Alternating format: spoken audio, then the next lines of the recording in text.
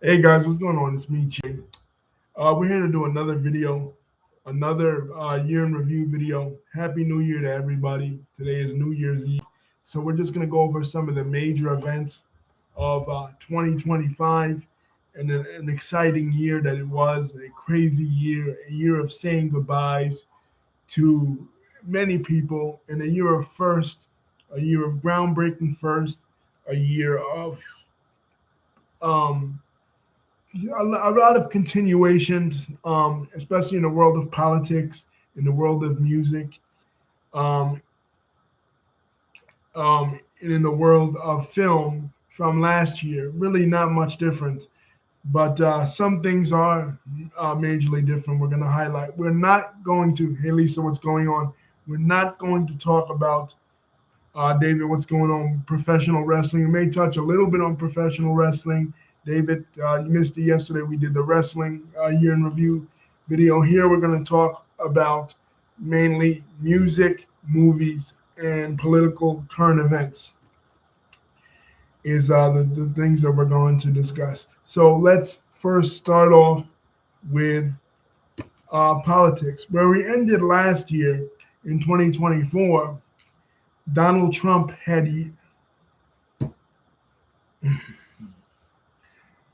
uh, Donald Trump had yet to be inaugurated. He was inaugurated in the early part of January. There was a snowstorm,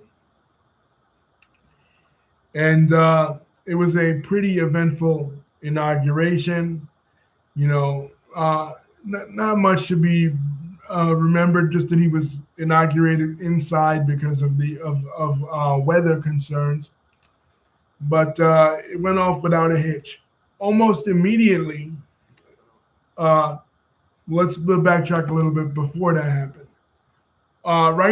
Right on New Year's Eve, 2024, there was a terrorist attack, two terrorist attacks, as a matter of fact. One in New Orleans, perpetrated by a gentleman by the name of Shamsuddin Jabbar in New Orleans, and one in Las Vegas, in which a Cybertruck, one of Elon Musk's Cybertruck, a Tesla Cybertruck, was blown up by a gentleman by the name of Matthew Livelsberger. The one in New Orleans was a car attack, and supposedly this guy, Shamsuddin Jabbar, was a person that was sympathetic to ISIS, a Muslim, while the other guy was a combat veteran in in either Iraq and Afghanistan. As a matter of fact, they both were combat veterans, though one was a Caucasian American in Livelsberger, and the other was a Black American Muslim in Shamsuddin Jabbar. So two terrorist attacks almost back to back. So immediately, even before Donald Trump had gotten in to office, when he was sworn in, he immediately had to deal with these pressing issues. The reasons that they gave were one said that Livelsberger said that was the only way we would get attention, and the other guy, the Muslim, said because due to Palestine.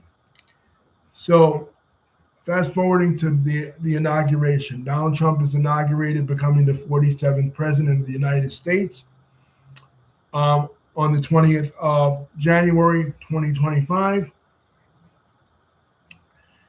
And he immediately sets out to do what he had promised to do, which was deportations on day one. And that's what he does. So the entire year is marked by these ICE raids in various cities. And we start to see on the news like people being rounded up from various countries, mostly Hispanic countries. But there was that one incident in like Georgia in that car dealership was a bunch of Korean immigrants. So he does exactly what he promised he was going to do. People thought he was fucking around. People thought on the campaign trail that he wasn't going to do what he promised he was going to do on day one, but he did it. You know what I'm saying? He really fucking did it, and people were upset about that. And the entire year to me that I can think of as in regards to him was marked by this sort of Gestapo like behavior on the part of ICE, um, basically weaponizing ICE in various cities to target illegal immigrants. Like I said, mostly Hispanics, but also Asians, Middle Eastern people, Black immigrants, all kinds of different immigrants, just to uh, weaponize ICE. Another thing he said he was going to do was tariffs. Tariffs and tariffs and tariffs were the mantra of Donald Trump's campaign, to levy tariffs at various nations, including China. And he did that. You know what I mean? April the 2nd, 2025, was what he termed Liberation Day. He basically came out and just laid out his plan. He brought out a whiteboard where he was going to impose tariffs on various nations, including our neighbors to the south in Mexico, as well as our neighbors to the north in Canada. And this caused tremendous backlash from both of these nations. Claudia Sheinbaum, who was the president of Mexico, had an ongoing rivalry with Donald Trump, as well as Justin Trudeau, who was the outgoing. Justin Trudeau was later ousted in favor of the current Prime Minister, Mark Carney, right? But what Donald Trump was teasing Justin Trudeau that he was Governor Trudeau, the 51st governor of the United States, basically, and Trump was out here threatening that he was going to annex Greenland, annex Canada, and take back the Panama Canal. So he was doing this throughout up until February. But by the time we get around to April, he's actually imposing these tariffs.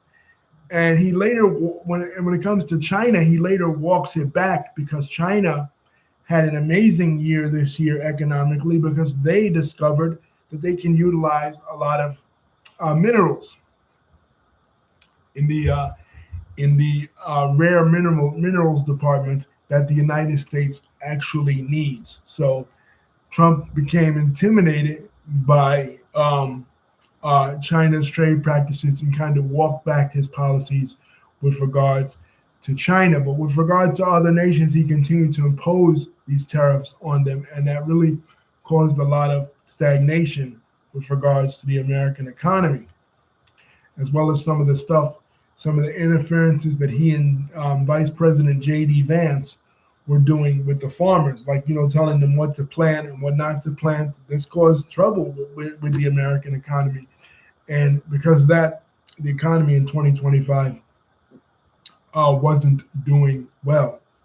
With regards to conflicts around the world, Donald Trump claims that he solved a number of conflicts around the world. There was a dispute in Southeast Asia between the countries of Thailand and Cambodia about a specific temple, an ancient temple in their border regions that Donald Trump claimed that he solved, right? But the two pressing issues that most people were worried about are the ones that we've been dealing with since the beginning of the decade, and that is the war in Ukraine, as well as the war in that began in 2022, and the war in Gaza that began after October the 7th, 2023. And with regards to this, Donald Trump has had a mixed reaction to this. With regards to Ukraine, he had a blow up.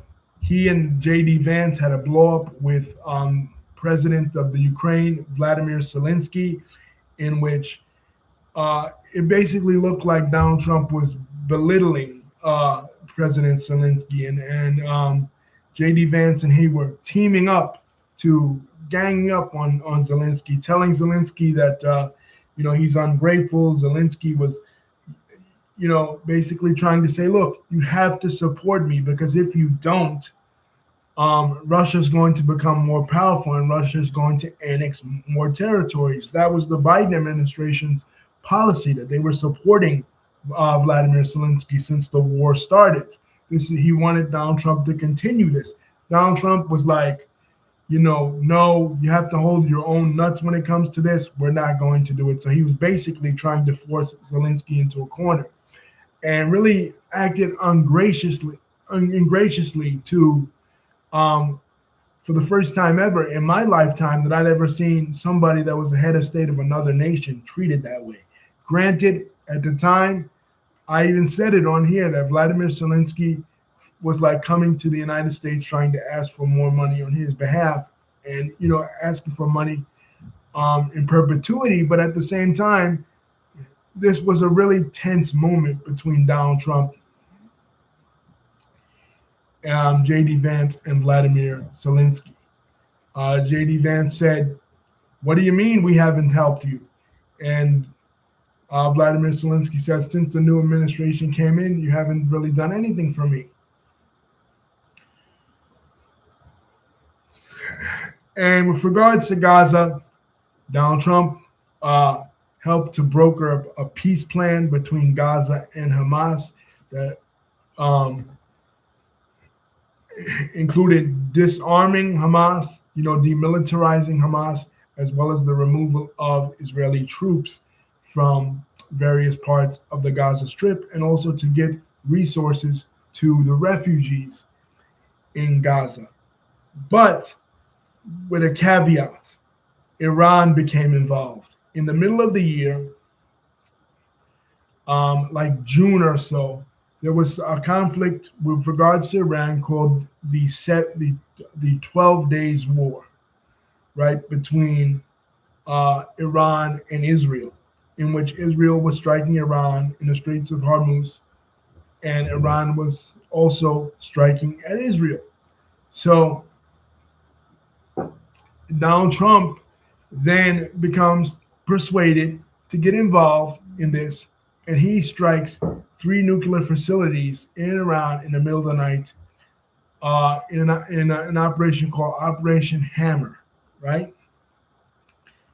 And people are shocked. People are like, well, wait a minute, you're supposed to be the peace president, because one of the things that Donald Trump's advocates and supporters, said about him was that, look, when he was in office from 2017 to 2021, he didn't start any new wars, which he didn't. He struck at Syria, right? Immediately, as soon as he got into office after Obama, he struck at Syria, but that was about it. He really didn't get into new wars. He tried his best to smooth things over with Kim Jong-un. We all remember the love letter situation. Tried his best to smooth things over with Vladimir Putin, other dictators, but war was not on his list, other than in 2019 striking at Qasem Soleimani. But we know that when it comes to the Middle East and when it comes to Iran, he was against the JCPOA, the Iran deal that Obama put together. And many of the neocons were pushing, like Lindsey Graham, pushing for war with the Iranians. So that was a whole nother situation to go to war. So that was the exception to the rule when it came to Iran. So Netanyahu asked him to do this. He did this. He struck at the 3 nuclear facilities with Iran, thus bringing the conflict to an end, the 12 days of conflict between Iran and Israel. But still, they had this historic release of the hostages, right? Almost all the hostages got released, along with a prisoner exchange of many Palestinian prisoners. And, that was historic. But Israel has since gone back on the deal, and they've continued to attack Hamas, mostly because Hamas was not demilitarized. Hezbollah is pretty much gone. Later on in the summertime, Netanyahu would get up there in the UN and he would talk about the successes that they had with the beeper situation with Hezbollah last year, taking out Hezbollah, taking out the leaders of Hezbollah and Hamas, and basically disarming the Israeli government, disarming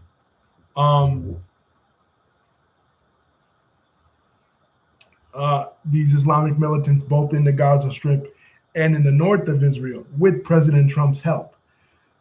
President Trump would later go to the Knesset and give a speech in front of his donors, Miriam Adelson being one, basically, them praising Donald Trump. I never seen them react to an American president the way the Israelis, that is, react to an American president the way that they reacted to Donald Trump when he went up there and he spoke in the Knesset, kind of similar to in 2015 when Bibi came here and the Republicans in Congress especially were groveling all over him.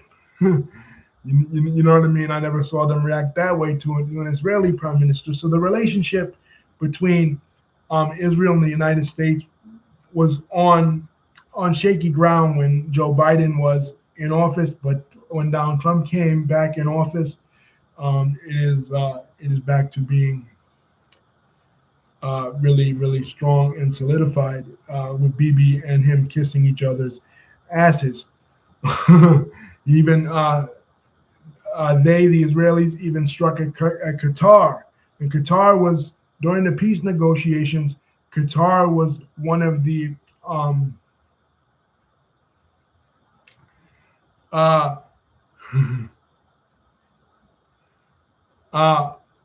one of the countries that was an intermediary, because again, the Abraham Accords that Donald Trump himself put together in 2020 that smoothed out relations between Israel and the Arab countries, because we explained it. We explained it a lot in other videos, so I'm not really going to go over it here, that by virtue of the JCPOA, which basically was the Iran deal, when Trump repealed that and he came in and he repealed that deal, that upset the Iranians and that basically shook up the region and the other countries, the Arab countries, because Iran is not Arabic. They're Muslim, but they're not Arabic. They got scared of Iran, so now they're aligning themselves with the state of Israel for the first time ever, because they have a mutual enemy in the Iranians. So Trump should have never done that, but that is the geopolitical situation that we find ourselves in with regards to that. What else happened? What other conflicts around the world? Sudan. Sudan became an issue. Speaking of Arab countries and Arab countries that are cool with Israel by virtue of the Abraham Accords. Speaking of that, one of those countries is the UAE, United Arab Emirates. We know it by the chief city that most Americans visit, and that's the two biggest cities, but most people just refer to it colloquially as Dubai. This country is guilty of genocide as well by proxy, much like Saudi Arabia, because they are escalating the conflict in the Sudan. In 2021, this war goes back to the beginning of the decade.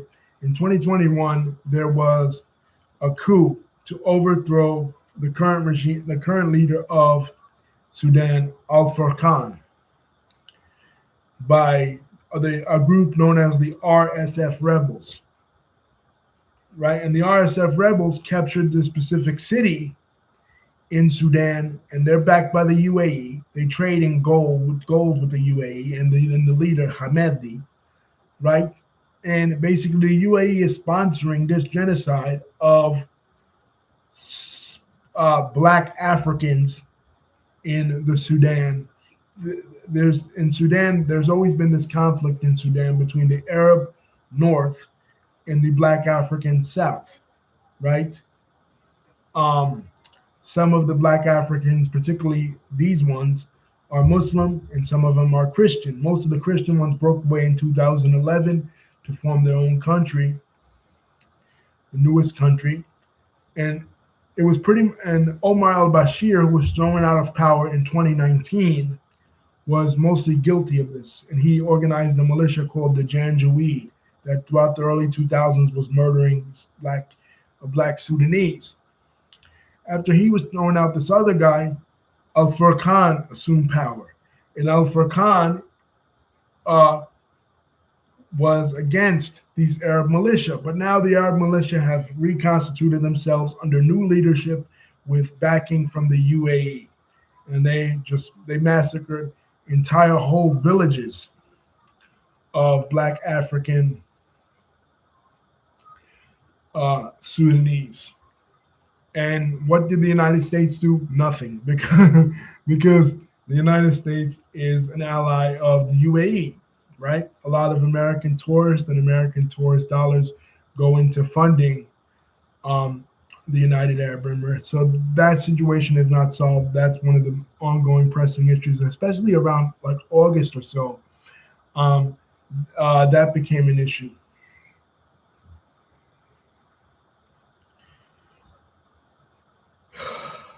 Also, so Russia not solved, Gaza not solved, this other problem in Sudan, the problem in the Congo as well. There have been Rwandans coming into the Congo ever since the Rwandan genocide in 1994, and now they've organized into this militia group, and they are also coming into the Congo and massacring people. A lot of tribal warfare. Has Donald Trump mentioned this? No, but he did mention a fake genocide, and by virtue of his allegiance with Elon Musk, at least early in the year, Elon Musk, campaigned for him, and Elon Musk probably even cheated for him to get him elected. One of the things he probably promised Elon was that he was going to narrow his focus in on South Africans. And the alleged genocide of white South Africans in that country. We talked a little bit on the channel. We have a video on it about, the history of South Africa, how white South Africans, the Afrikaners, descendants of French Protestants and Dutch, settled in there and declared their independence in 1910 as an independent nation. And then, they had in the early 1900s a war with the British. And then in 1910, declared their autonomy. And then in 1948, when the British left, they imposed what was called an apartheid, a separation between themselves and the black South Africans, which lasted several decades and wasn't really overthrown until 1994. Nelson Mandela spent 20 plus years behind bars, trying to fight this apartheid. But now, since 1994, they're complaining that they are being discriminated against. So Donald Trump has Cyril Ramaphosa, the president of South Africa, there, and he's showing him a propaganda video by the Afrikaners, the white South Africans, the Boers, they call them, right? That they're being supposedly massacred by the black South Africans. And Ramaphosa is telling him that there's no such massacre going on. So Donald Trump allows a handful of these white South African farmers into the United States as refugees, which signaled to me that he was a fucking hypocrite, because this guy we talked about in the beginning of the year began his campaign talking about deportations, talking about the United States doesn't need any more people from other countries coming into the United States, right? Asians, Africans, Caribbean people, West Indians, all kinds of people. Remember the debate last year about the H-1B visas and Indian guest workers, right? Which Trump's base expected him to come out against those H-1B visas, but at that time he was still closely aligned with Kash Patel and Vivek Ramaswamy and even Elon Musk. They support the H-1B visas because it provides their companies and corporations with cheap labor from South Asia. So he's talking about he's against immigration. But how are you against immigration when you're allowing these white South Africans to come into the country that are supposedly oppressed? But you're turning a blind eye to the real oppression that is going on in South Africa. I mean, not in South Africa, but in other parts of Africa, like the Congo, and like we just talked about in the Sudan, that is racial oppression. You're not saying anything about that, but you're favoring these white people that are South Africans. But unfortunately, for Donald Trump and Elon Musk, the love affair between Donald Trump and Elon would not last, because pretty soon they too would be on the outs with each other, um, sending mean tweets at each other. And Doge, which was the Department of Government Efficiency, that first Vivek would be gone, and then later Elon would be gone. So the whole mission to rescue "quote unquote" white South Africans would be aborted by Donald Trump later in the year due to his beef with Elon.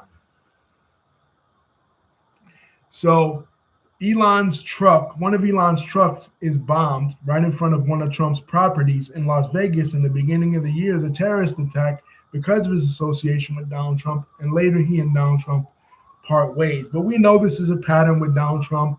This was a pattern with him in his first administration, where he would like you and then he would dislike you, and he would like you and he would dislike you. And it would be something that we would see throughout the rest of the year with regards to him, with other people, right, that were his prominent supporters. Okay, what else? Then September 10th, 2025 happens. On the day before we celebrate the anniversary of September the 11th, another tragedy happens. In a university in Utah, YouTuber Charlie Kirk was giving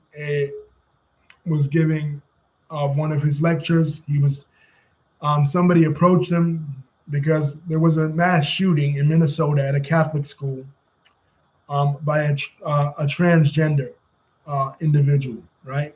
And the right wing was positioning this to be, okay, see, this coupled with the attack last year in Wisconsin by the transgender individual was going to be an agenda by the right wing to demonize trans people once again.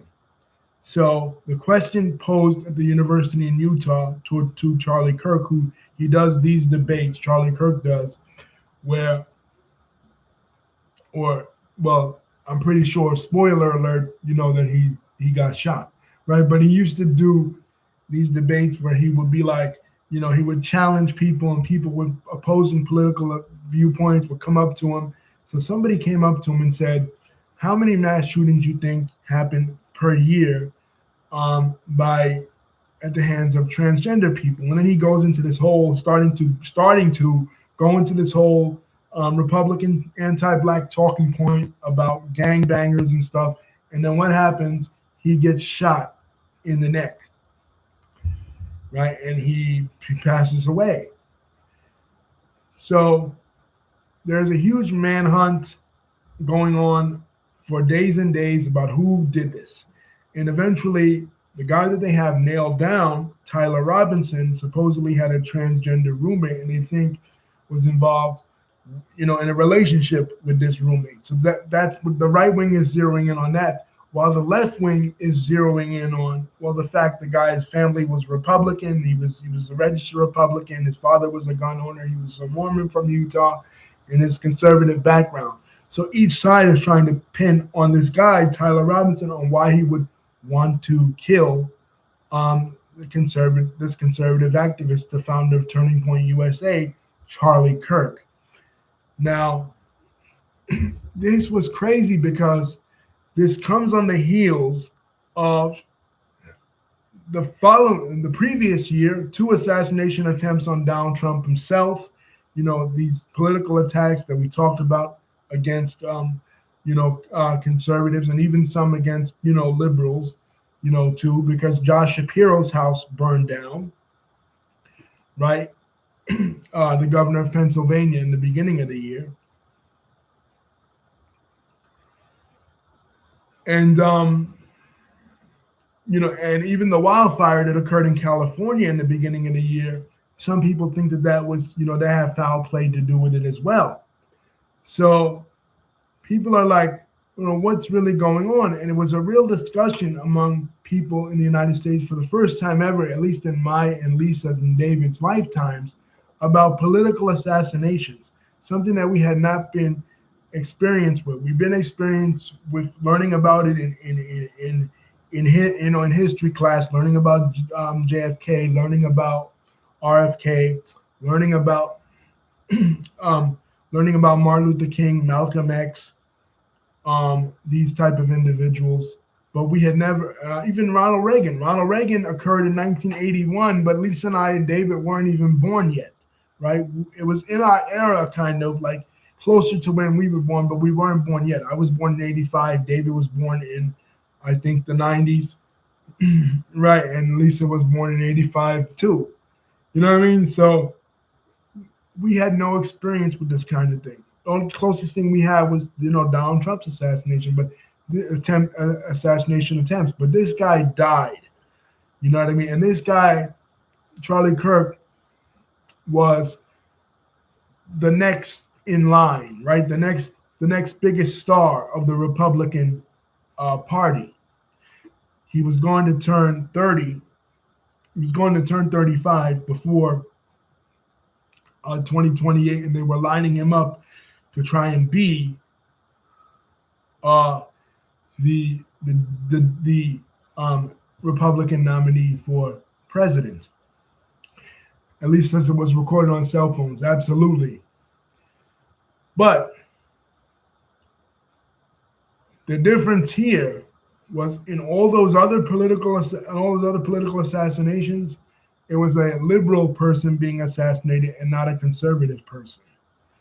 So, and like Lisa was saying, everything that Charlie Kirk said, did, all his stuff he said was all recorded. So immediately, conservatives, took to social media and they immediately started to make these comparisons between Charlie Kirk and Martin Luther King Jr., Charlie Kirk and JFK, Charlie Kirk and Malcolm X, Charlie Kirk and RFK Sr. But these were not apt comparisons because there is a person in American history that was assassinated or an assassination attempt occurred on this individual that was in politics that could be compared to Charlie Kirk. And that person was George C. Wallace, a segregationist governor from Alabama. Right now, not that Charlie was a segregationist. What I'm saying is that some of the stuff he said was really vile and racist. You know what I mean? Like, there's no getting around it. You know what I mean? Did he deserve to die? No, of course he didn't. Did he deserve to die in the horrific way he died? No, of course he didn't. But the things that he said about minorities, the things that he said with regards to abortion rights, the things that he said with regards to women, he was quoted as saying if he saw a black person flying a plane, that he would think twice and he would say, wow, I hope he's qualified. He was recorded as saying that that black people were better off in slavery, right? There's no getting around the fact that this person said controversial things. So people that were victims, so-called, of his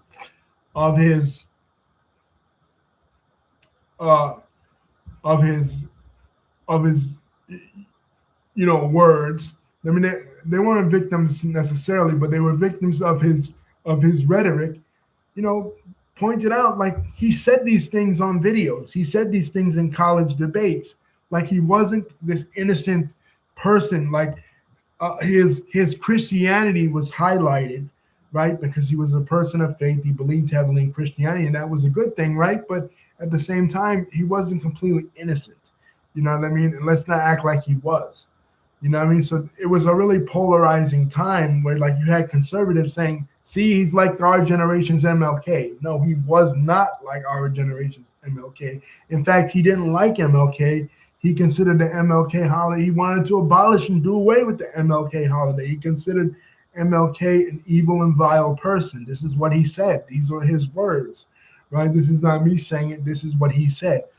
But what it also ignited in the right was a civil war in the right. Because now, while everybody could agree that Charlie Kirk, what happened to him was bad, right? And some people on the left were celebrating. And I denounced those people. Nobody, even Brian Thompson, the United Healthcare guy from last year that Luigi Mangione shot, even that's bad. Like, nobody deserves to die, right? Charlie Kirk didn't deserve to die. Brian Thompson didn't deserve to die. They didn't deserve to get murdered in cold blood. But, like, I could completely understand why a lot of people on the left wouldn't want him. Black people, trans people, gay people, women, right? People that have been victims of abortion. I mean, he basically said that if his daughter had an abortion, if his daughter got pregnant underage and was SA'd, he wouldn't allow her to keep it, right? He said these things. You know what I mean? So they were simply pointing out the things that he said and saying, look, this is what he said. You know what I mean? And those that were celebrating his death, disgusting. But the things that he said were equally as vile and disgusting. You know what I mean? But among the right, there were those that believed the official story, right? Like the mainstream right, like the Daily Wire, Ben Shapiro, and those, right? They were acting like they were cool with Charlie Kirk. But the day before Charlie Kirk was assassinated, he was on a podcast with Ben Shapiro, and he basically said he said something that they were talking about Israel, right? And he said something like to the effect of, I'm paraphrasing, well, can you admit, Ben, that Israel is instituting a genocide, that they are doing ethnic cleansing? And Ben Shapiro's face, just like, did this guy just speak out against Israel? Did this guy just say the quiet part out loud, that Israel is in fact doing a genocide? So many people on the right, Nick Fuentes, one of them, because there was a theory that the assassin, Tyler Robinson, was a Groyper. But Groyper is a right-wing dissident group by the internet personality Nick Fuentes. Right? Basically, they're further to the right than even the MAGA movement. They're the America Firsters. So that's a theory out there. But the other theory is that Mossad, or the Israeli Secret Service, had something to do with Charlie Kirk's assassination. Why? Because he was starting to change, according to the people that were close to him, like Candace Owens. Candace Owens becomes part of this story because she becomes the number one person on her podcast pushing for the theory that either the Israeli government, the American government, or even the French government. Now, she has it out for the French government because before this whole Charlie Kirk thing, her first quest was to prove that Emmanuel Macron's, the president of France's wife, Brigitte Macron, was born a man, right? So Brigitte Macron is suing Candace. So then she threw the French government in there. But other people say, well, what if Mossad had something to do with it? What if the American government had something to do with it? Because Charlie's views, according to her and according to other people that were close to him, like Tucker Carlson, starting to say, well, he was starting to question the narrative with regards to Israel. He was starting to become annoyed. According to Candace Owens, released the group chat messages that were showing that he was saying that he was frustrated with these donors. He was frustrated with a lot of these, rich Jewish donors. So then, they have his memorial, right? And it's a big event. It's like a rock concert, right? It's not even a memorial, right? It's like a rock concert. People coming up there, preaching. His wife, this is when we first began to be introduced to his wife, Erica Kirk, who is a really scary individual. And she then assumes the mantle of his organization, Turning Point USA. And she says, she misquotes the Bible when she says, She meant to quote the scripture where Jesus says, "Forgive them, for they know not what they do." But she says, "Forgive them, for they not know what they do." Right? It's a slight misquoting, but and she says that she forgives, uh, Tyler Robinson. And then Tucker Carlson gets up there because, again, there's this infighting going on. Every conservative is trying to lay claim to Charlie Kirk's legacy, right? It's sort of like in hip hop. People do this in hip hop with Tupac. Everybody wants to say, oh, Tupac would have been on Drake's side. Tupac would have been on Kendrick's side. Tupac, you know what I mean? Like, so this is what it's like in the conservative movement with regards to Charlie Kirk. Charlie Kirk would have wanted this. Charlie would have wanted that. Like Charlie is the conservative Tupac. You know what I mean? Like everybody wants a piece of his legacy.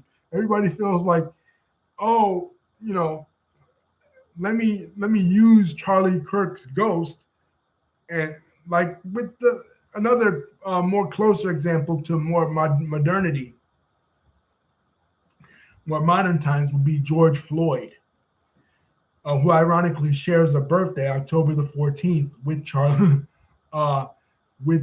Charlie Kirk, where everybody on the left, you know, the Democratic Party was trying to lay claim to George Floyd's legacy.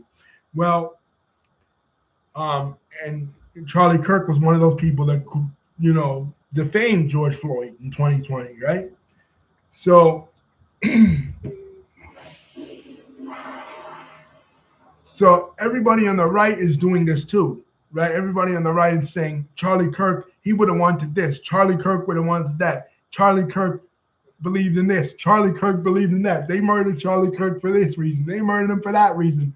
And like, it's like, and the Civil War is going on, and Tucker Carlson gets up there and he gives a metaphor talking about Jesus and comparing Charlie Kirk to Jesus and saying that the people that conspired to murder Charlie Kirk were the same people that conspired to murder Jesus. Well, the Jewish people in the Republican Party and a lot of Jewish people outside of the Republican Party, like, you know, Jewish Democrats or Jewish independents, they're like, wait a minute, this sounds like classic anti-Semitic language, you know, coming out of Tucker Carlson. So you got Tucker Carlson on one end, you got and Tucker Carlson and Candace Owens on one end, and Nick Fuentes on one end. Then you got the mainstream conservatives like Ben Shapiro and stuff on their side. Also, all these people laying claim to Charlie Kirk's legacy. And then Candace is relentless. Like for months and months, she's digging up this stuff. She's blaming Bibi Netanyahu. Even Bibi Netanyahu even responded, you know, to the things that the Candace Owens was saying about him and saying about the Israeli government with regards to Charlie Kirk's assassination. And she says the only way I'll stop is if Erica Kirk says stop. So later, because of her husband's death, Erica Kirk becomes famous. Again, we saw this in the hip hop community with Biggie and Tupac. The only reason we knew who Biggie's mother was and Tupac, well, Biggie's mother especially, Tupac's mother, she was famous for her own reasons. But Biggie's mother, who passed away this year as well, side note, but was because of Biggie's death, right? Biggie's assassination. So Erica Kirk becomes that for the right, like they're questioning her and everything. So recently, on an interview, she says, this woman is asking her, right? Barry Weiss, right? A conservative journalist is asking her, what do you think about what Candace Owens is saying, you know, about, you know, your husband's death? And she goes, what do I have to say to her? And she gives these scary eyes, like this woman is scary. Lisa's laughing that I called her scary, but this woman she scares the hell out of me. She looks evil. You know, and she looks right into the camera and goes, stop it now. That's all. Stop. Stop it now. But does Candace stop? No. she, she continues to go on a tirade against Israel, against even Trump, against Erica Kirk. Now, this leaves some to question.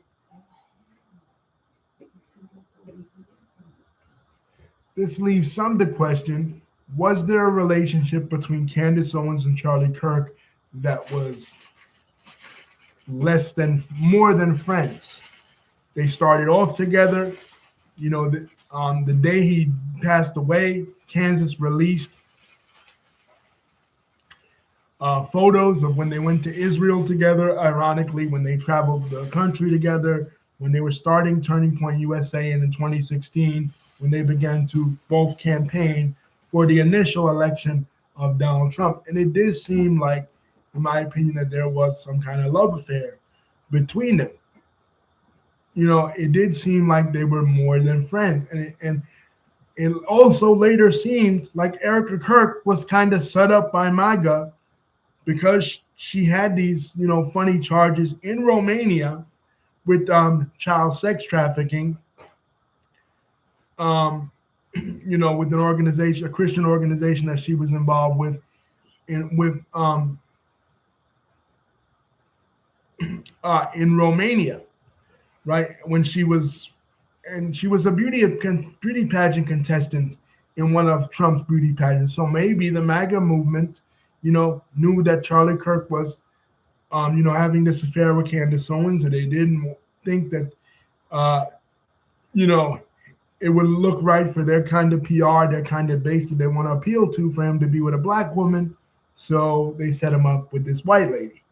You know what I mean? And more proof of this is now Erica Kirk and Turning Point USA, because of the cachet of being Charlie's widow, throwing her support behind J.D. Vance's candidacy for president in 2028. And and there was a moment when she made this announcement, and J.D. Vance was there, and she's in these leather pants, and she hugs J.D. Vance, where it kind of seemed like there was some kind of connection between J.D. Vance and her. So it's like Candace Owens and Charlie Kirk, and now Charlie Kirk's widow and J.D. Vance. And at this same event, J.D. Vance then, gives a speech where he says he prays for Usha Vance, his wife, who's a Hindu, right, to come to faith in Christ. So basically throwing his own wife under the bus in favor of this special relationship that he now has with Erica Kirk. The interactions between J.D. Vance and Erica Kirk, looked more uncomfortable than the interactions that you saw on the Wicked for Good press tour between Cynthia Erivo and Ariana Grande. Like, people speculate that Ariana Grande and Cynthia Erivo had a relationship with each other. Well, how about the interactions between J.D. Vance and Erica Kirk? You know what I mean? He goes from hitting the couch to hitting the widow. You know what I mean? So it remains to be seen. Like, the whole Republican thing has just imploded on the good news at J.D. Vance's memorial. And at J.D. Vance's memorial, not J.D. Vance's memorial, at Charlie Kirk's memorial. At Charlie Kirk's memorial, Donald Trump speaks. And he says, and once again, Donald Trump has to make it about himself. He goes, well, other people, Charlie Kirk, he forgave his enemies. But me, I never forgive my enemies. What? But he kind of did smooth things over with Elon. Not really so much. And then we have the other caveat that are making a lot of Trump's fans turned against him, besides them feeling like he's cozying up too much with Israel, which some of them blame for Charlie Kirk's assassination. We have the Epstein files.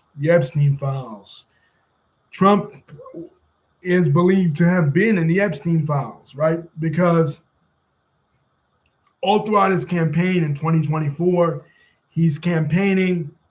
Uh, he's saying that he's going to release the Epstein files, right? Caroline Levitt, she pivoted a lot. She said first, she says on day one we're going to release the Epstein files. On day one, Hunter Biden's probably in there, Bill Clinton's probably in there, Bill Clinton especially. All these Democrats are named in there. Alan Dershowitz, who switched sides now and is now saying that he's an independent, but more right wing leaning. Right, all of these left-wing individuals, they're all in there, right? Prince Andrew, who resigned from the monarchy in England because he's in there. We're going to release him. And then when they get in office and they finally assume power, it's like, well, what about the Epstein files? Where are they? And then Trump tries to gaslight people. Well, what do you mean the Epstein files? There's no such thing as the Epstein files. Why are they still even talking about this guy, Trump says? So his base is like, wait a minute, what? But you said on day one you were going to deport people, what you did. You said on day one you were going to institute tariffs, what you did. Promises made, promises kept. But what about this promise? What about the Epstein files? No such thing as the Epstein files, they say. But then later on, there is a secret conversation that surfaces between Jeff Epstein's brother and him that is alleging that Donald Trump blew Bubba. Now, Bubba is a nickname for President the 42nd president of the United States, Bill Clinton, and Donald Trump. And we know they had a relationship with each other. But this thing is alleging that they had an even closer relationship than we know, and that Trump and Monica Lewinsky basically have something in common. They both went down on Bill Clinton. So Trump is accused of blowing Bill Clinton's saxophone like Clinton when he was on Arsenio Hall back in the day. And he has no comment about it.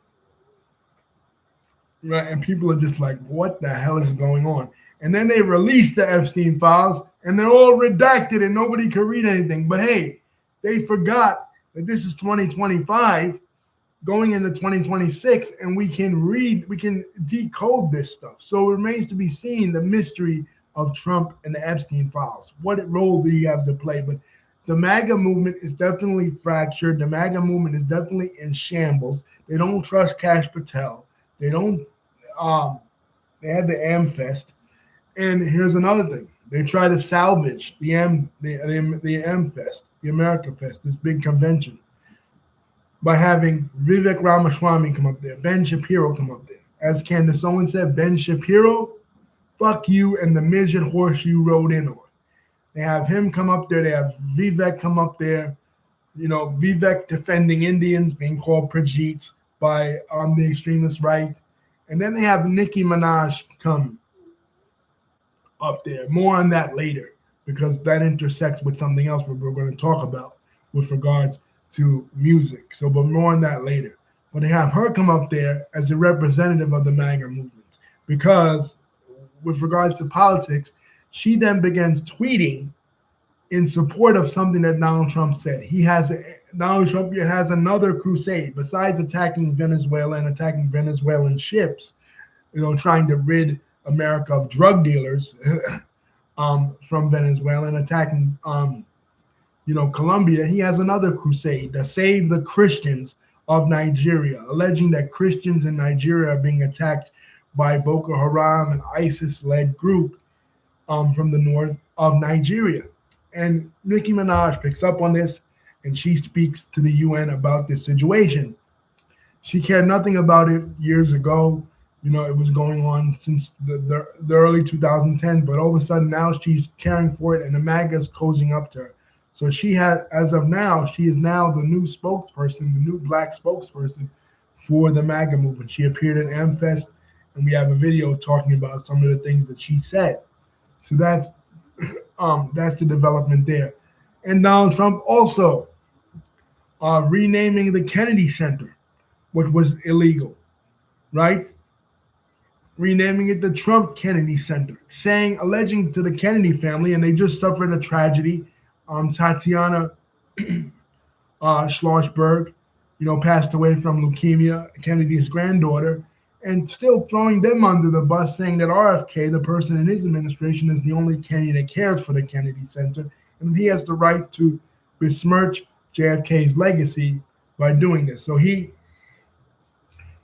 did release, the FBI files on the assassination of JFK and RFK, and he was inaugurated on Martin Luther King Day.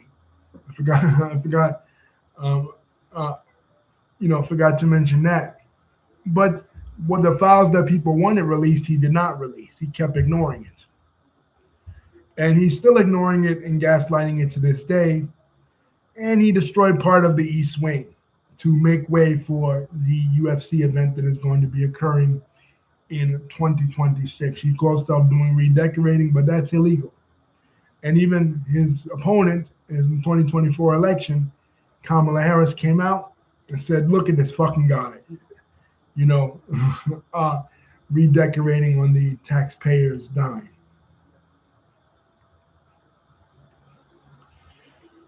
But we're not done with Donald Trump. There was a historic election in 2025 in New York City. At least that's not part of the East Wing, the whole East Wing. Okay, the whole East Wing, which is where the First Lady's office traditionally is. Well, we're going to see what this event's going to bring. But there was a historic election in New York City with New York City electing the first Muslim person of Muslim faith to the mayorship of New York in Zohran Mamdani. Zohran Mamdani, really an assemblyman in Astoria, Queens, really not that much political experience. His campaign kind of reminded me and Lisa and all of us of Barack Obama. Basically, some of the same things that they levied at Barack Obama, they're leveling at him, but it's even worse because we're in the midst of this whole Gaza situation. And during his time as an assemblyman, and even before then, the thing that galvanized him in politics was this whole Gaza situation and how America just bends over backwards for Israel. So during the mayoral debates, they asked all the candidates, right? Brian Leder and basically Andrew Cuomo, who reemerges. Andrew Cuomo, even after his SA allegations from a couple of years ago, reemerges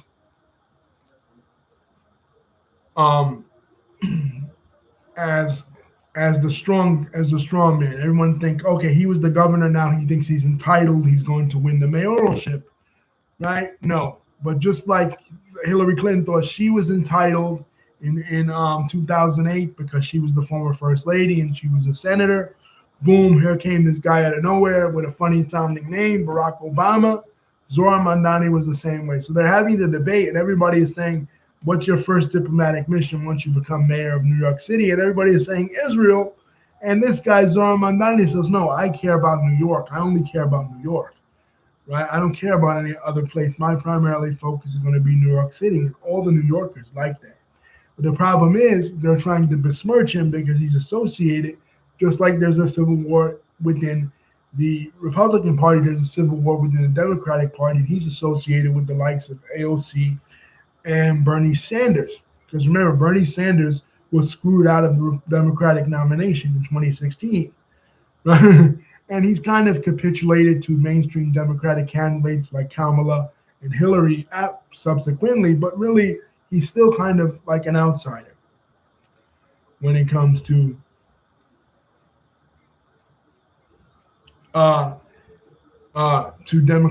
mainstream Democratic politics. So Mamdani is not only he's a Muslim, but he's a democratic socialist. So he has a real uphill battle to do. Like the Democratic establishment, he beats Cuomo in a surprise upset in the primaries to get the nomination for the party. But Cuomo won't bow out gracefully. Cuomo wants to continue in the general election in New York City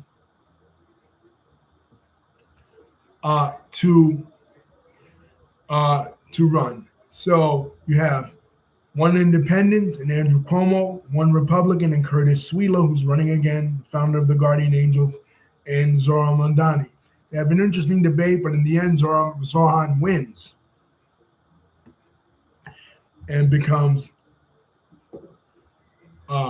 is soon to be inaugurated as the mayor of New York City, the first Muslim, and he's going to be sworn on in the Quran, and everybody is.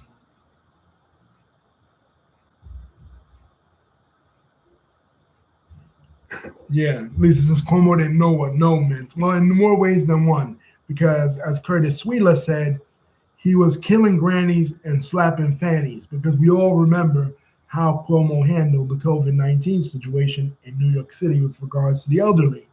Because remember, in 2020, Cuomo was positioning himself as being the number one adversary to the White House and the representative of the Democratic Party, and trying to position himself to be possibly a candidate for president of the United States in 2024. But that all went out the window when his scandal came.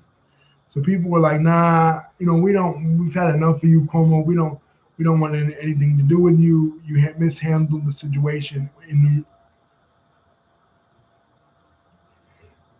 Lisa says he's going to be sworn in.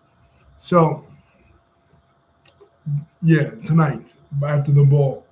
So, by Bernie Sanders. So, a Jewish person, that was one of the main accusations against Zohran Mamdani, that he was anti-Semitic, that he was against the Jewish people.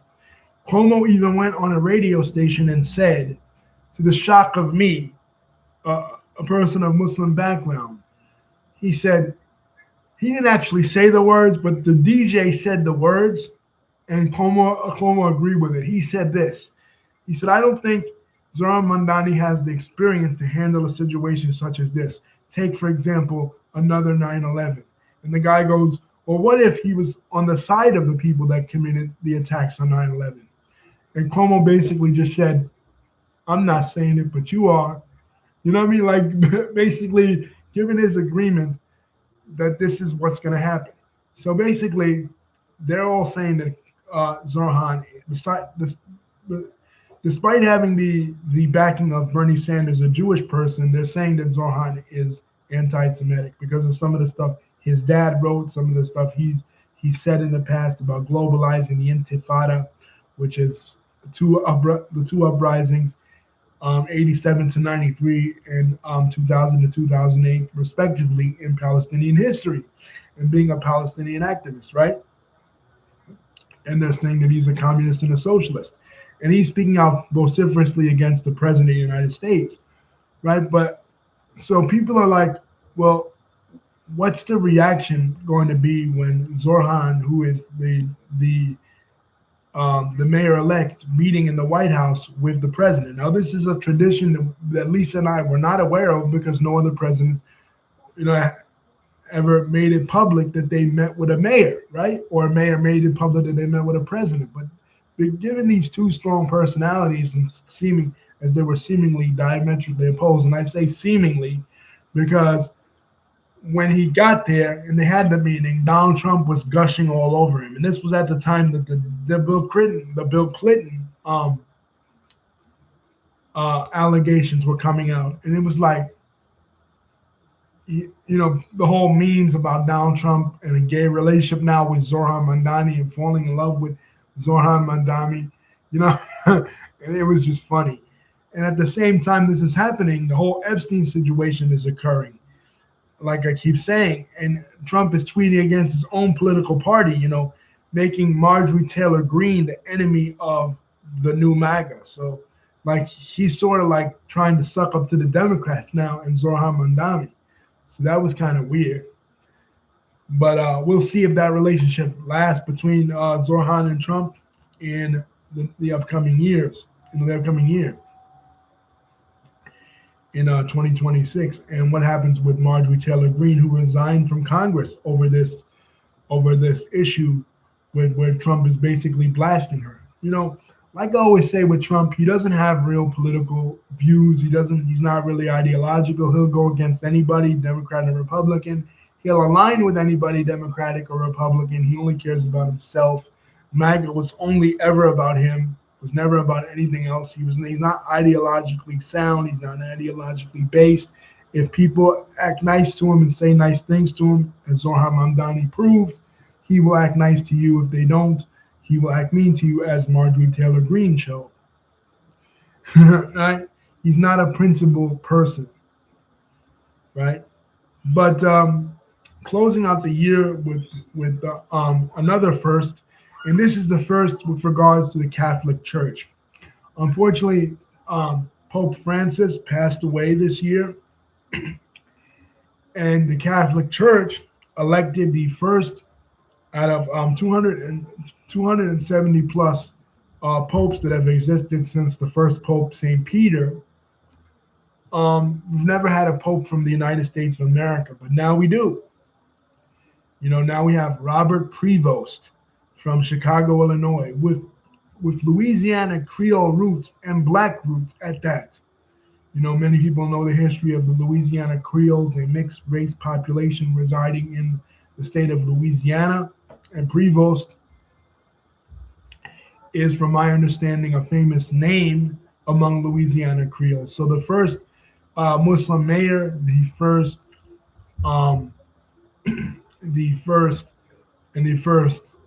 American pope, who is very leftist and very he's not as unpopular as Pope Francis was with the administration, but he is starting to be pretty adversarial towards some of the stuff that the administration is doing as well.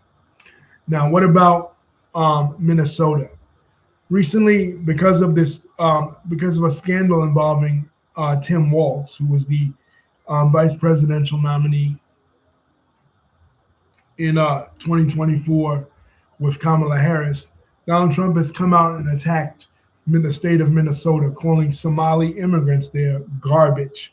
And this is resulted in a lot of funny memes about Somalis saying that Minnesota was promised to them 3,000 years ago, and basically dissing Donald Trump as well.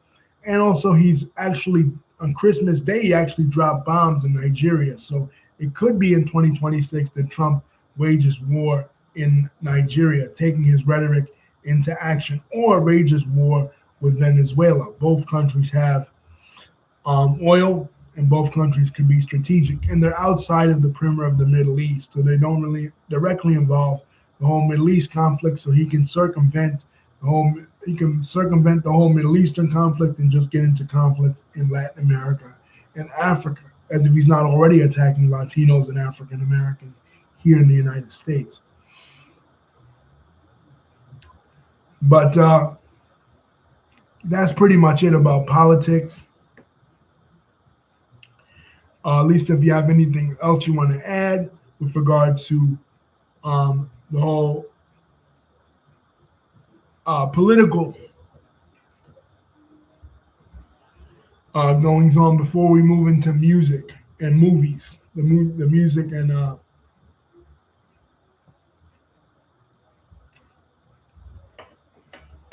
the music and movies category.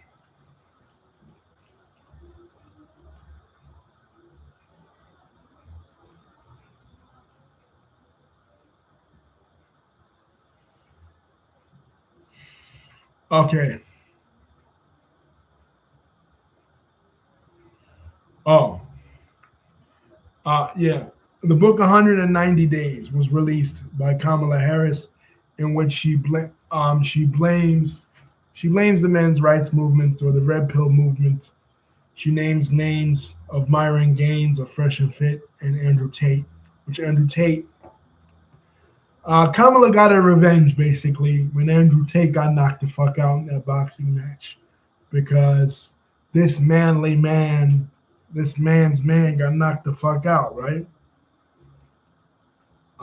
In that boxing match. So she basically blamed social media, but Kamala Harris's relationship with social media was sketchy. I said in the 2024 year in review, one of the reasons why I think she lost was she didn't go under Rogan. She wasn't able to appeal to white males like that. And that's why she lost. And she acknowledged that in her book, why she lost. She also threw Pete Buttigieg under the bus. She felt like she nominated Tim Walz to try and get the white straight vote, and she felt that a ticket between herself and Pete Buttigieg would not have won the election, where because he was gay. And I didn't like that part. I felt like who cares if he's the right guy for the job, go for it. But she tried to play it safe, but she's been hinting that she will try to run again in 2028. But the real star of 2028 with regards to the Democrats, because we talk about, like when we talk about the wrestling, right? We talk about who are we looking at? Like we're looking at in wrestling, Breaker. We're looking at so in politics in the Republican side, we said J.D. Vance, right? We talked about him. But on the Democratic side is Gavin Newsom. And this is true because when they spoke their words through the body of Nicki Minaj, who did they have her attack? Gavin Newsom. Gavin Newsom has the governor of California has really emerged as the lone voice for the Democratic Party, the mainstream Democratic Party. AOC, the progressives, they like her. They think that she is going to be it. She might, but she is too radical. She'll upset the Jewish base because the Jewish base, and this is not anti-Semitism, this is true. Jewish people play a role in both political parties. Anybody that, in any sort of way, as we see with Nick Fuentes, or as we see with J.D. Vance, anybody that appears to be too anti-Israel will be checked on both sides of the political party, on both sides of the political spectrum. So, somebody like AOC, who is an advocate for Palestinians, who is an advocate for Muslims, close associations with Ilhan Omar and other Muslims in office, won't be somebody that mainstream Democrats will look at, but Gavin Newsom will. Gavin Newsom has emerged as trying to be like the Democratic Trump, basically. But as Zohar Mamdani showed, you can run with that narrative and you can do it, but that's just New York. That's local.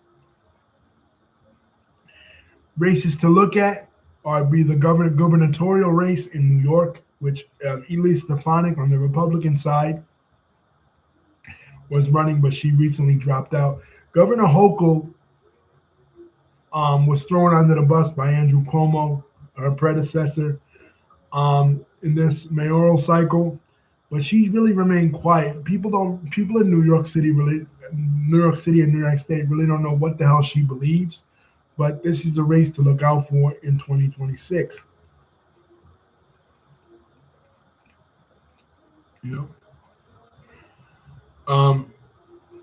Okay, now we move on to music. Music this year, not much has really changed, guys, with regards to music this year. Music this year is pretty much, like music was last year. We're still dealing with the top 5 songs are Apt by Rose and Bruno Mars, Apathy, Bar Song by Shabuzi, Die with a Smile by Bruno Mars, Bruno Sammartino, I almost said. He's named after Bruno Sammartino. Bruno Mars and Lady Gaga and Sabrina Carpenter with her album. But new developments. Taylor Swift is still doing her thing with the Fate of Ophelia. She had like 5 number 1 hits in a row with Fate of Ophelia topping the charts for a number of weeks. But Cardi B has returned with a bang. And of course, Kendrick Lamar with Luther. But Cardi B has returned with a bang. Her album, I Am the Drama, broke all kinds of records, setting the Guinness Book of World Records for downloads on Spotify.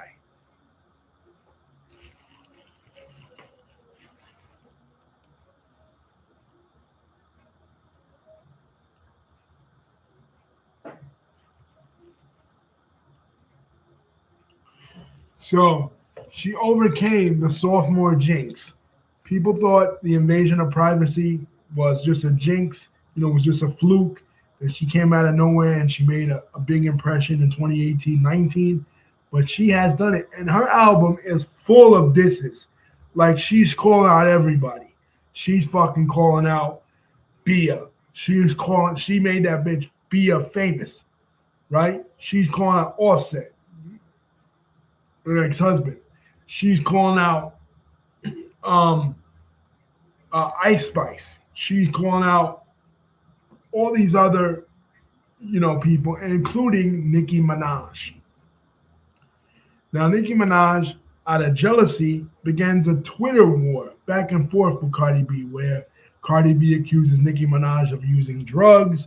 Nicki Minaj accuses uh, Cardi of various things. They start attacking. Nicki starts talking about Culture's teeth, Culture's face, Culture being Cardi B's daughter.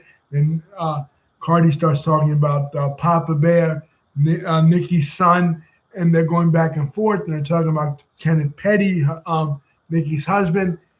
A real Twitter war between these two. But basically, in the track "Pretty and Petty," Cardi attacks everybody. Like I said, Bia, a local rapper from Massachusetts, she attacks. She calls diarrhea Bia, right? And I feel like she made this bitch famous because nobody knew who Bia was before Cardi started attacking her. Why mention her? But apparently, Cardi just came out with all guns swinging, and she has really emerged as the musical star of 2025, in my opinion. Just killing everybody. Every female rapper out there and one male rapper, including Offset. And flaunting her new relationship with NFL star Stefon Diggs, who she announced that she is pregnant with his child, and she's going to Saudi Arabia. She lights up the internet when she goes on tour with Saudi Arabia. Everybody's talking about it now with Cardi's quotes. Salam alaikum wa alaikum salam. I love your country where everything is mashallah, mashallah. People just love her in Saudi Arabia. And shit, she was like, why should I even come back to America? The vice president wants to kill me. Everybody hates me in America. And so people love me here in Saudi Arabia.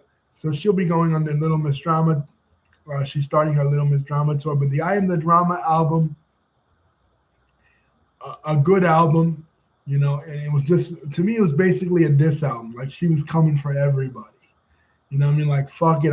She was playing the 50 Cent role, and she was just coming for everybody. But speaking of 50 Cent, let's segue into him. He's been really busy this year. As many people know, we talked about it last year. The Diddler, his time is up. P. Diddy, his time is up. And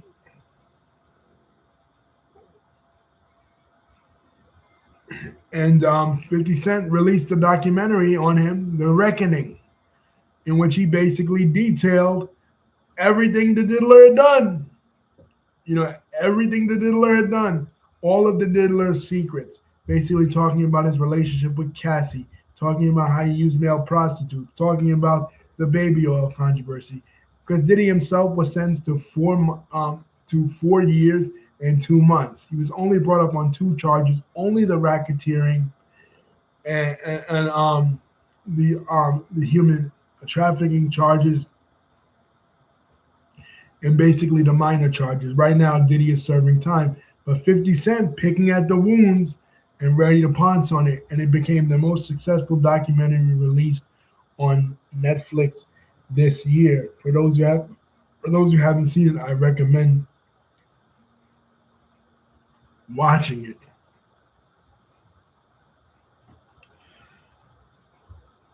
It's funny, and 50 is just new now. 50 is being 50. Like he's brand new. He even came out against Mayor Mandami, and Mandami, being petty that he was, when he came out for the interview, the not the interview, the acceptance speech. He came out to New York by Ja Rule, Fat Joe, and Jada and Jadakiss. You know, dissing 50. So he don't really want to smoke with 50 because 50 eviscerated Diddy this year. So like that whole Diddy situation had a lot of people upset because they felt like Diddy should have served more time. Some of the stuff, but the case was, had a lot of scrutiny on it. The cameras weren't in the courtroom, but they did reveal some things about Cassie that she was like a willing participant, and she would have these freak offs. She would have the freak offs with Diddy not being there. You know what I mean? So that kind of was like, okay, was she really coerced? Was it really SA, or was it really something that she was down with? And Puff wasn't really all that, guilty of this kind of stuff, other than the sex trafficking stuff, the drug stuff, and all that. They didn't really mention. So you have this beef between Nicki Minaj and Cardi B, and you have this other side thing with 50 Cent and Diddy. And the Nicki Minaj and Cardi beef kind of spilled over into politics, as we said, because Cardi is so political and she supports the Democrats, kind of made Nicki want to support the Republicans, I think. And with the 50 thing, he's about to come out Young Money too, I think. Because he's talked with the success of the Diddy documentary, he's talking about releasing a documentary about Drake, and there's some kind of funny charges with regard to Drake as well. You know what I mean? And underage girls. So 50's not done yet. So we got to see in 2026 what 50's about to do with regards to other rappers, not just Drake, but also he's trying to come at 50 Cent and Jim Jones. He's coming at everybody. So much like Cardi B, 50 Cent is coming out firing on all cylinders.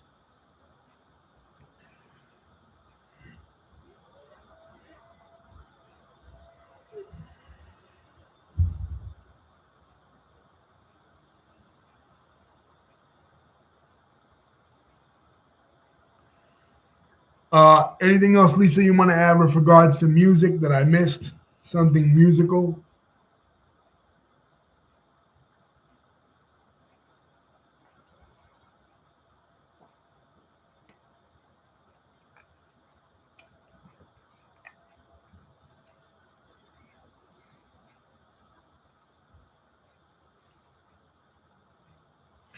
Okay. Yeah, Lisa talked about the Monica and Brandy first tour ever together uh, this year that fans been waiting for since 1998. People give credit to Ray J for speaking into existence. Yeah, they toured together. There was some issues there with, I believe, one of their health. I believe it was Brandy, where she kind of was feeling under the weather, and there was also some issues with regards to Jay-Z, right? Uh, that Ray J had made a video basically saying that Beyonce and Jay-Z backstage has snubbed his sister. And he, being the big brother that he was, said, wait a minute, I'm not putting up with that shit. Why you treating my sister like she's a second class citizen when she's an OG in the game? She was out before Jay-Z and fucking Beyonce.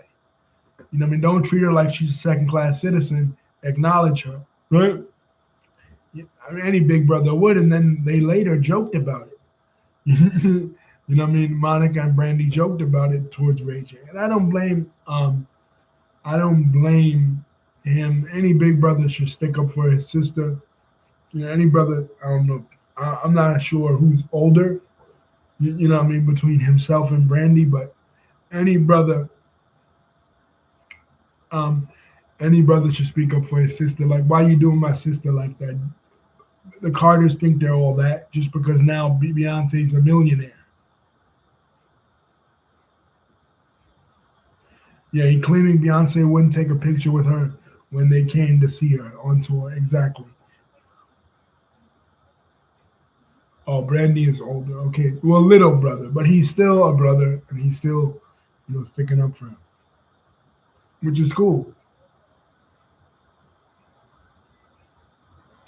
Tours to look out for this year. New musical people that have emerged. Let's talk about them. Some of the new musical people. Kehlani is not new, but Folded was a huge hit this year. Leon Thomas with I'm a Mutt, a huge breakthrough hit this year. And Mariah the Scientist with Burning Blue. And Mariah the Scientist got into trouble, you know, kind of dragging Glorilla's features through the mud in a private conversation between her and boyfriend Young Thug that was leaked, right? But apparently Young Thug has cheated on her, so I mean, it was.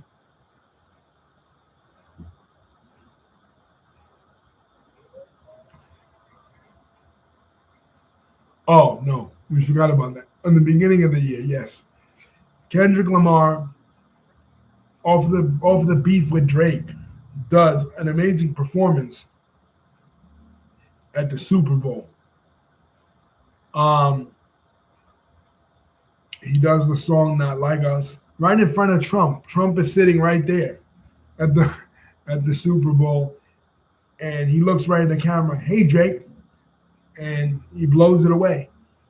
He blows it away. He did one of the best Super Bowl performances, ever. Samuel L. Jackson is Uncle Sam. Um, a lot of the dancers coming out.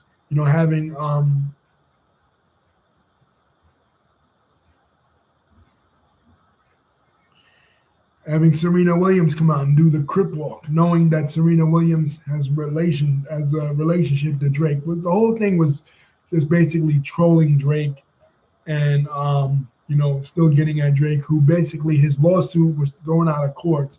Drake's lawsuit was thrown out of court, basically. So Young Money is really in a worse for wear this year. This 2025 was not their year, but let's see what 2026 holds.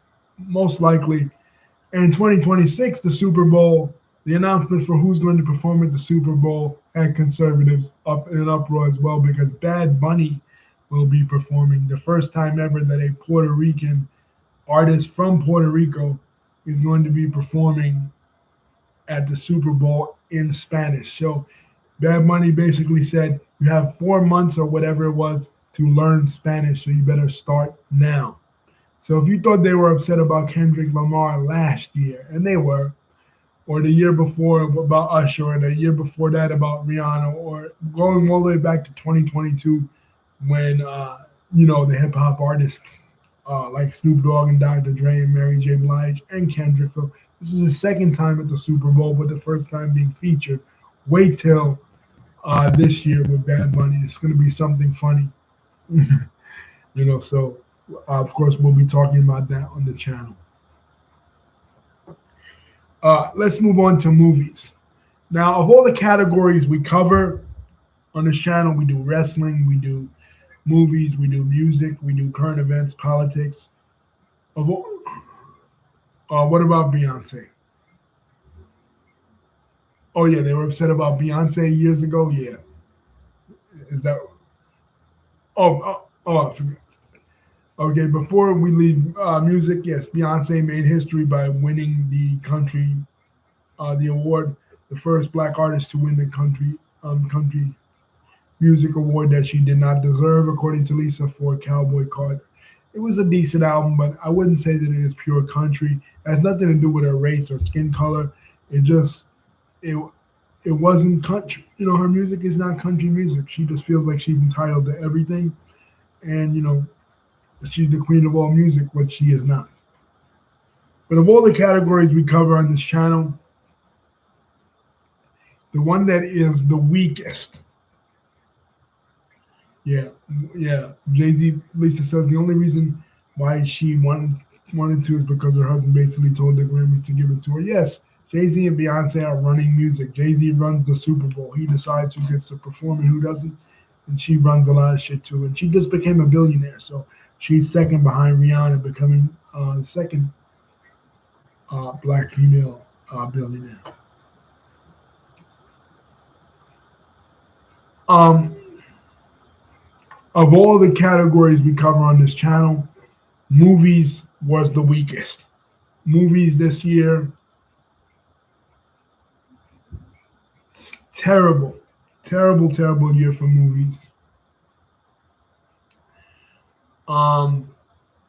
With the exception of two movies, Sinners, a Ryan Coogler movie starring Michael B. Jordan, in which Michael B. Jordan plays Smoke and Stack, two different characters, two different brothers from 1920s Chicago, battling off vampires as well as the Ku Klux Klan. Ryan Coogler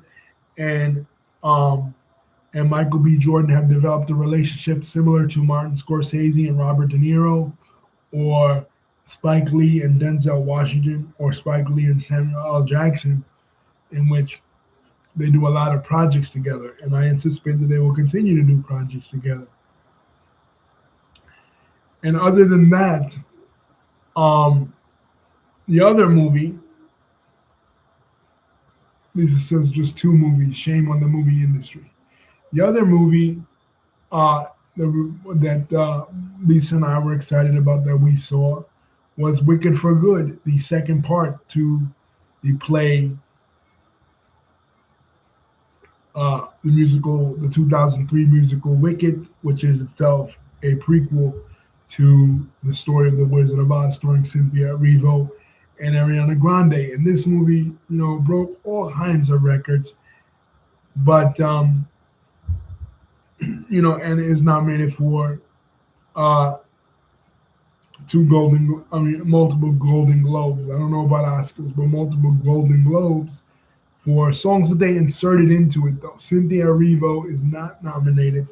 Cynthia Erivo playing the part of Elphaba, the Wicked Witch of the West. She is not nominated for the songs, but the songs that they inserted into the movie for Ariana Grande, one of the songs, "Girl in the Bubble," is nominated. So that's kind of fucked up.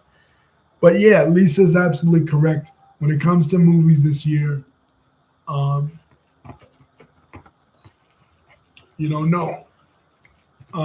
they are not. They haven't. There was nothing really that stood out. Avatar: Fire and Ash came out once again. Avatar 3, which basically many people say is a Christian metaphor type movie, but I was never a fan of Avatar. I didn't like 2009's version. I didn't even see 2022's version, 2022's sequel, The Water. And I didn't care for this one either, from what I saw of it. China really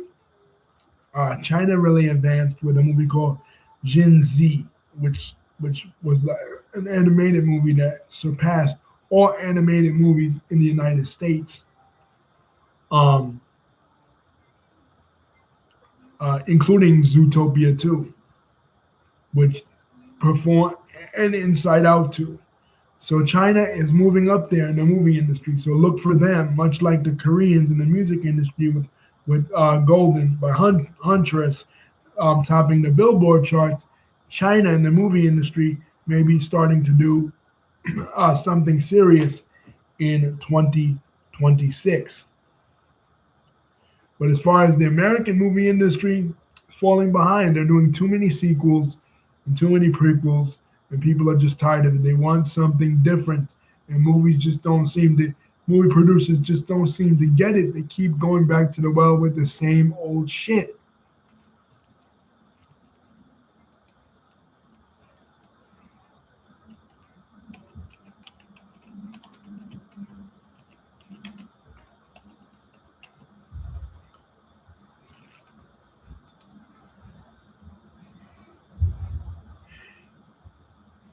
Yeah, it's called Jinzi or Nizia.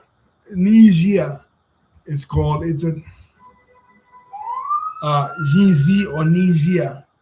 And that's the best Chinese I can do. But it's basically a Pixar animation type movie, Lisa. Um, and China is catching up, much like, so they lost TikTok and they gained Hollywood in 2025, basically, is the story here. What is Donald Trump going to do? He's upset. He's gonna hear about it. He's gonna be upset, and he's gonna say, America needs to make American movies, better American movies to outbeat the Chinese. So I'm gonna sponsor a MAGA animation studio. Just like he's doing the Patriot games in 2026.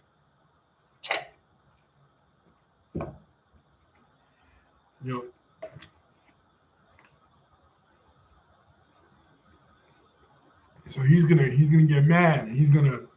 Because he hates to see China do something better than the United States, right? But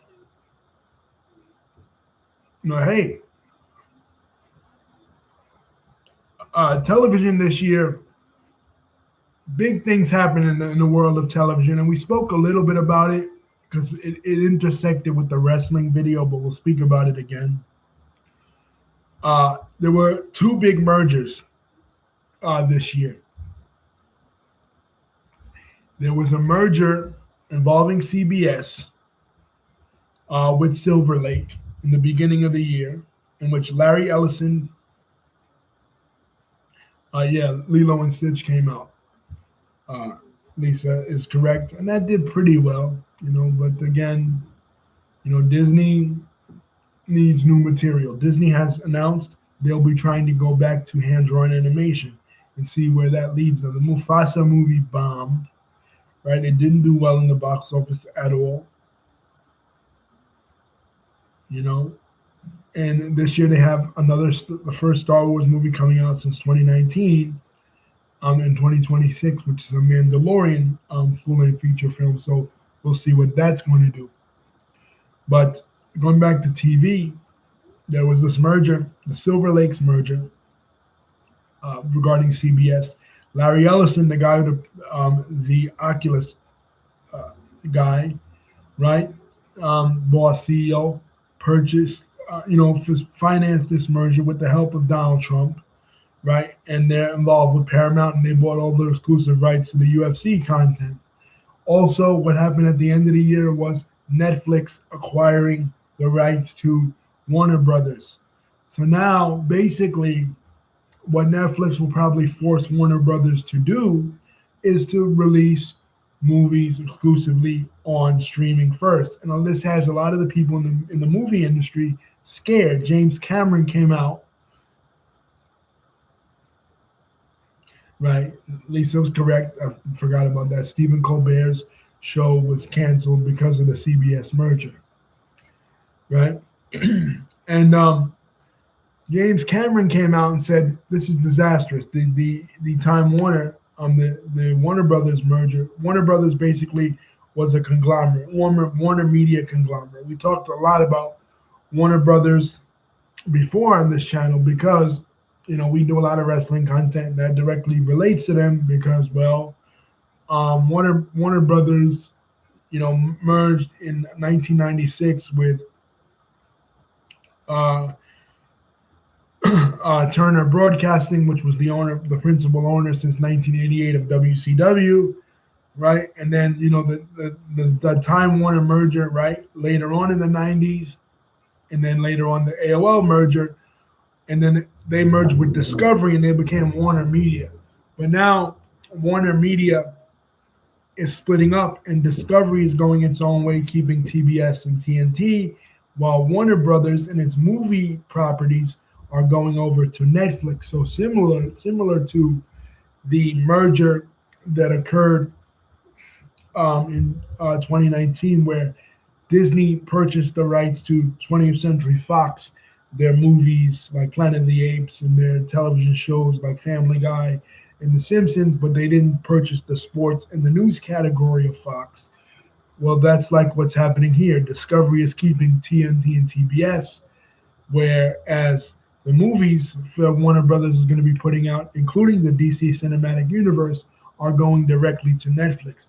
So many people are saying, well, what does this mean for the movie industry? Will the DC cinematic universe, like future movies from Superman, future movies from Batman, future movies from Wonder Woman, will these be released in theaters, or will they just go directly to Netflix, and that will eventually destroy the movie going industry? But because of pricing, like Lisa and I talked about, many people aren't going to the movies anyway. So why not just release it all through Netflix? Why doesn't Warner Brothers just do that? So this will not only affect wrestling because of AEW status, right? But this will also affect movies.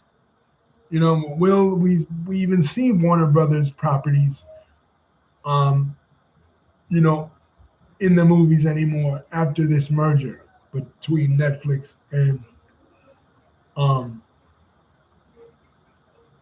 Warner Brothers? We don't know. You know, so it's very exciting, very times because nobody's going to the movies anymore. Movies are just nobody's interested. They cost too much. You know, people don't care about the experience. They prefer the experience at home. After the pandemic, they got used to staying at home. This is their life now. You know what I mean? The world has changed, and the movie and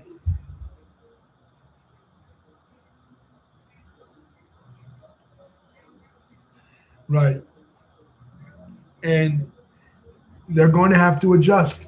We're coming up on the 10-year anniversary. It was released in 2016, and I know Lisa doesn't like this person, but we have to speak about him because it's relative. Lisa says nobody's paying you $18 for a movie ticket no more, or $5 for a bag of M&Ms. Right? We have to speak about this person because it's relevant, because how he changed music. And this person is Drake. In 2016, Drake released his album Views, and Views was instrumental in music because it was one of the first albums, I think the first, that was released entirely on Spotify, where he didn't put out a traditional CD, right? It was released entirely on Spotify, and it changed the game.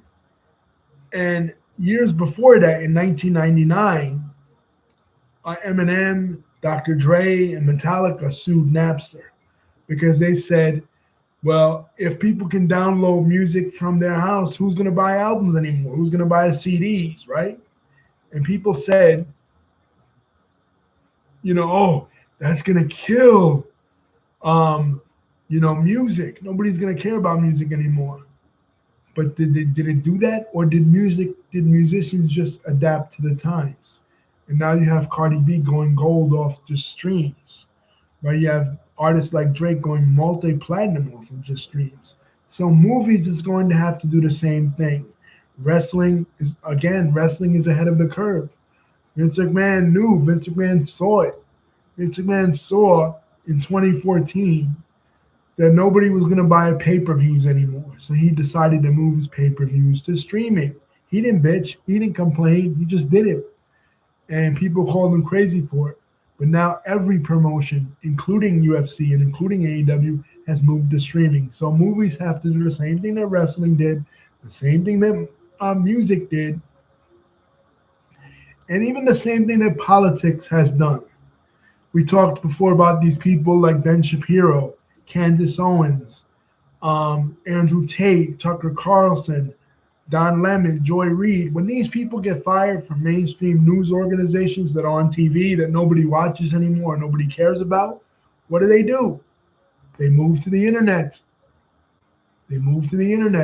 People laughed at Howard Dean because in 2004, when he was running and he put his entire campaign on the internet, just like they laughed at Vince McMahon with wrestling, just like they laughed at Drake with music, or Napster back in the day.